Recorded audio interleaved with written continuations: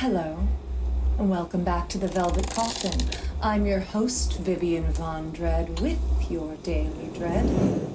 Let's get into our story, shall we?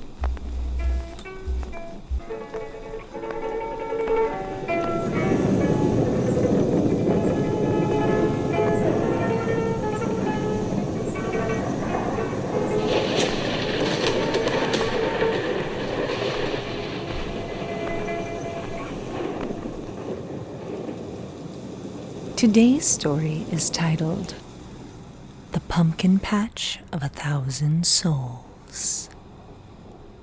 Much like many others, every October I tend to take a trip to the pumpkin patch.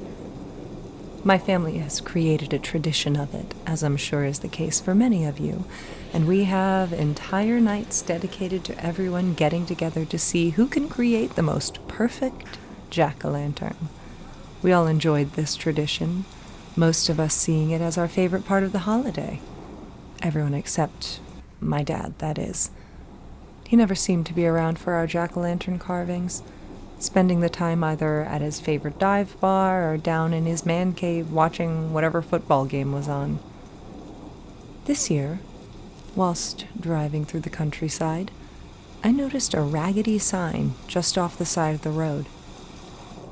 Make your Halloween special at John's Pumpkin Farm. Take the next right and meet your perfect pumpkin, was etched in bright cartoonish lettering, accompanied by a skeleton with jack-o'-lantern skull. I'd never seen the sign before. Not only that, but I'd never even heard of a John's Pumpkin Farm. I figured, what the heck, why not? I might as well give it a try. It's not like I have to buy anything. Making the turn, I felt the Halloween spirit rush through me as I drove past rows upon rows of tall oak trees shedding their summer leaves.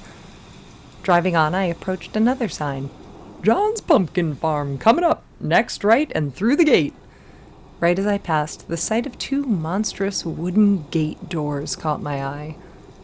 They had been painted to look like a jack-o'-lantern staring back at oncoming customers. Cute, I thought. Perfect greeting. Approaching the gate, I pulled right up beside the speaker that had been planted firmly in the ground. From it came the chipper voice of a young woman. "Welcome to John's Pumpkin Farm. Please state your name and business." This struck me as odd.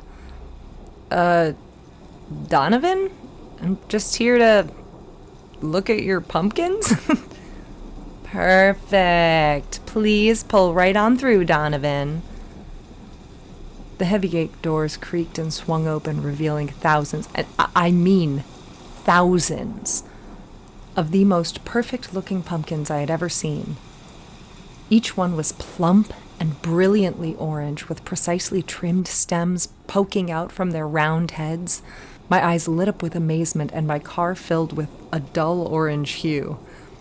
At the head of the field stood a shack, with the company branding engraved across the top. John's Pumpkin Shack. Assuming that's where the voice from the speaker had come from, I approached the quaint little building. I was befuddled to find that the entire place seemed to be empty. No lights, no sound, and not a soul in sight. I called out into the dark shack and received no answer. Suddenly, I felt a cold hand press firmly against my left shoulder, causing me to jump. "Oh, hello!" "Sorry about that, friend. Didn't mean to startle you. I'm John, owner of this here pumpkin farm. You must be Donavin, I presume?" The man was about my height, balding, and had this deep scent of candy apples coming from him. He wore a stained white t-shirt covered by overalls and had a bit of a pot belly that protruded his clothing. "Yep, that's me." "Nice to meet you, John. This is quite the farm you've got here." He said nervously, using a rag to wipe the grease from his face. "Farm's a farm. Now, obviously, you're here for the pumpkins, right? What say we go find you the perfect one?" I agreed, and off we went, deep into the patch. John basically guided me, seemingly knowing exactly where he was going before stopping abruptly. "How tall might you be, Donavin?" I was a bit taken aback by this question. 6 even? Why? Figured as much. About the same height myself. Weight? 149? Now that can't say we're the same on. He laughed. Alright, let me just see here. Yep. Here we go. Follow me.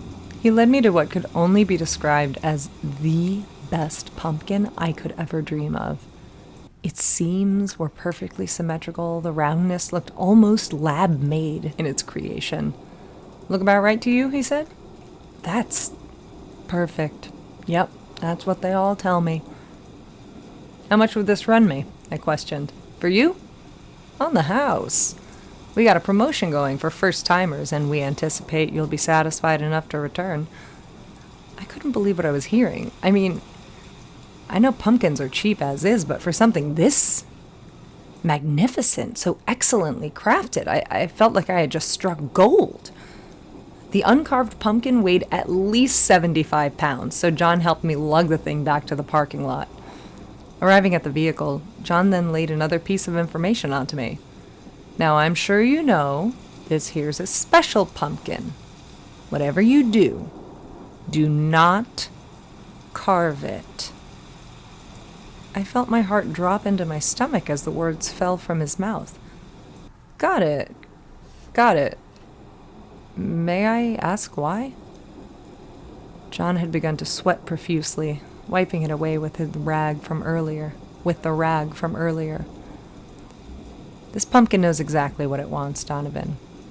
Its design was predetermined in its creation. Any work you do on it will pale in comparison to the work it'll do on itself.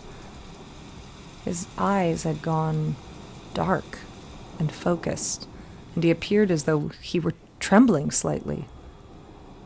Don't carve it, Donavin. Don't carve that pumpkin. He kept repeating these words to me as I got into my car, and then began to scream them at me as I started backing out of the parking lot. Once I made it home, I explained the experience to my parents. My mom saw it as just some crazy pumpkin farmer who had been a tad bit off his rocker. My dad, however, had all the color drained completely from his face. He seemed to withdraw from the conversation and conceal himself in his bedroom.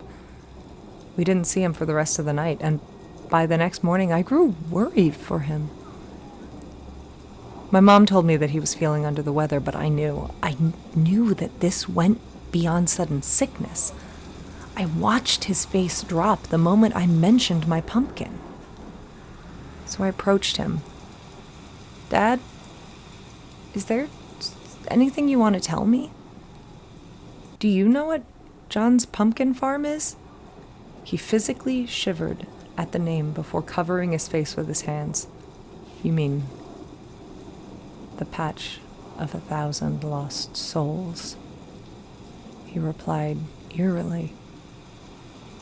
I felt my blood run cold at his anxiety. What does that even mean? Do you not think that sounds just a tiny bit ridiculous? My father threw his TV remote violently across the room, shattering it against the wall.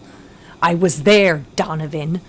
Do you not understand that? I prayed to God every year that this wouldn't happen, but it has. It has, and there's nothing, not a goddamn thing I can do about it. His anger stunned me, though I guess it wasn't anger. He knew what was coming. He knew that my fate had been sealed. I knew better, Donavin. I knew better than to make the mistake of buying that damned pumpkin. I felt it in my soul, the carnage that it would bring. I love you, son. Don't ever forget that. He was now rocking back and forth, crying. It doesn't make sense. It just doesn't make sense. How? I burned the place down years ago. How? With that, I left him alone and retreated to my room. Look, I'm writing this now because I took that pumpkin 3 days ago. Yet, already I can see the outline of my own face, magically appearing in its orange flesh, more and more with each passing day. I can feel the skin from my face peeling, and I wake up with slabs of flesh beside me on my bed. I've started getting morning sickness, and every time I puke, I see the disgusting, slimy orange guts of a pumpkin falling out of my mouth while my pumpkin continues to grow more and more lifelike. I can feel myself fading. and I am afraid. Please, I'm begging you all, do not go to John's pumpkin farm, where souls are replaced and humans come to suffer. Please, control yourself. Ooh, spooky. Today's story, once again, was The Pumpkin Patch of 1,000 Souls, originally posted to r/creepypasta by Donavin221. Thank you, Donavin, for letting us read your story. And thank you for coming once again to the Velvet Coffin. I'm your host, Vivienne Von Dread, with your Daily Dread. Now, goodbye. Get out. See you tomorrow.